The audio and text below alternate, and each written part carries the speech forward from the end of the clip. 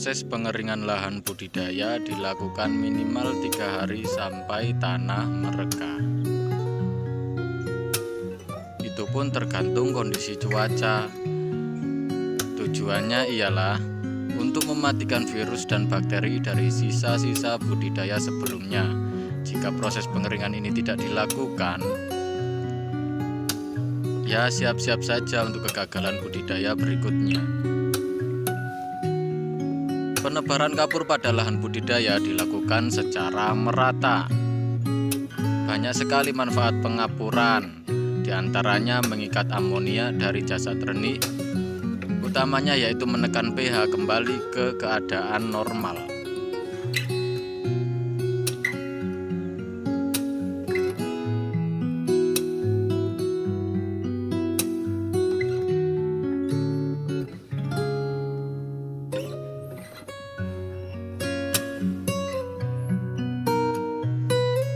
Air bisa diambil langsung dari sumbernya, bisa dari laut, sungai, sumur, dan lain-lain. Namun alangkah baiknya memasukkan air yang terlebih dahulu sudah dinetralkan. Kenapa? Jika air yang dimasukkan belum netral, maka perlu dilakukan penetralan air di dalam lahan. Tujuan penetralan air ialah supaya plankton yang kita tumbuhkan benar-benar plankton baru yang baik untuk udang. Sesudah plankton terbentuk dapat dilihat dari warna air, yaitu coklat kehijauan.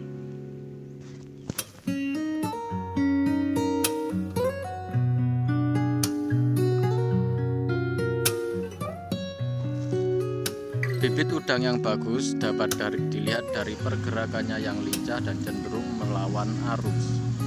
Sampling bisa memakai ember atau yang lain. Bibit yang cenderung terbawa arus dapat dipastikan itu adalah bibit yang kurang bagus, sehingga bisa mempengaruhi kegagalan panen. Lanjut, sebelum menebar bibit perlu dilakukan proses penyamaan suhu dan salinitas pada kantong bibit. Cara kantong plastik dibiarkan mengambang sampai terlihat embun-embun yang menempel pada dinding plastik. Proses dilanjutkan dengan pengoplosan air tambak ke dalam plastik dan dibiarkan antara 15 sampai 30 menit. Intinya, seusai pengoplosan bibit terlihat sehat, baru sudah bisa untuk ditebar.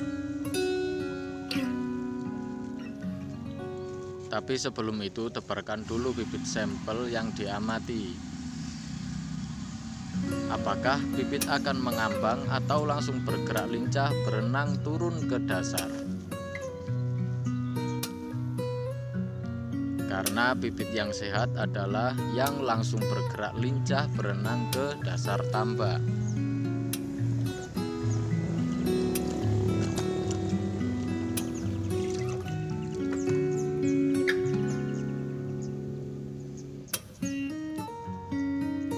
Selanjutnya, lakukan pengamatan di malam hari untuk melihat apakah bibit udang benar-benar tumbuh atau tidak.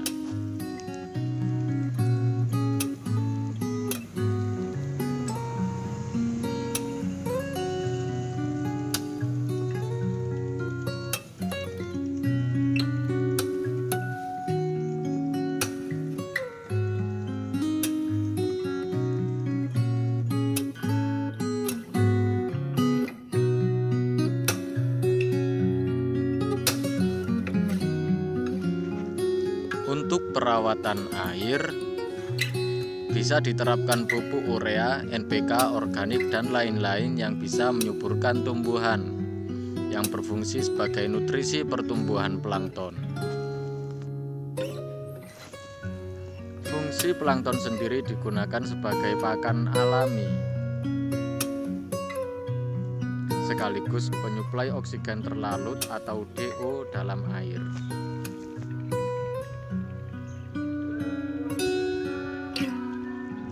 Ada dua macam air yang bagus untuk budidaya udang faname. Pertama, warna hijau. Warna hijau pada air didominasi oleh zooplankton. Dan usahakan berwarna hijau tipis pada titik kecerahan antara 20 sampai 30 cm. Kedua adalah terlihat bening kecoklatan seperti teh. Itu didominasi oleh fitoplankton pada titik kecerahan yang sama, yaitu antara 20 sampai 30 cm.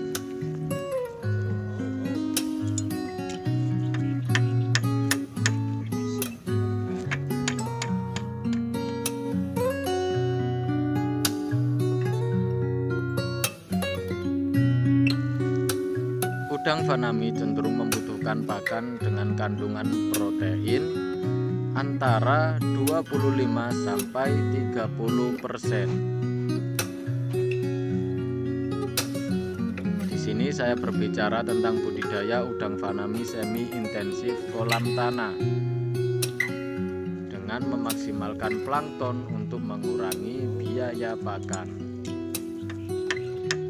Pada kolam tanah, udang tidak bergantung dengan pakan berprotein tinggi karena kebutuhan protein udang sudah tercukupi dari adanya plankton.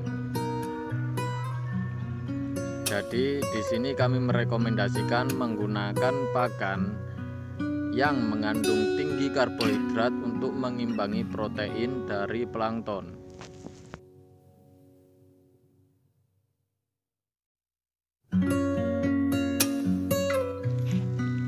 Sebelumnya benih dibesarkan sampai usia 20 hari di petak pembibitan.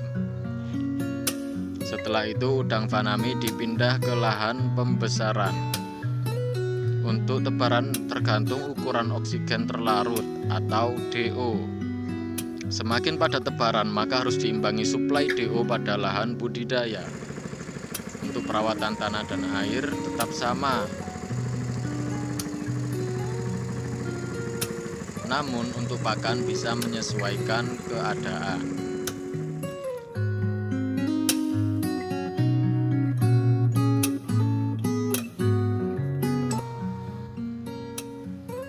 Pengontrolan ketat sebelum masa panen untuk menghindari hal-hal yang tidak diinginkan.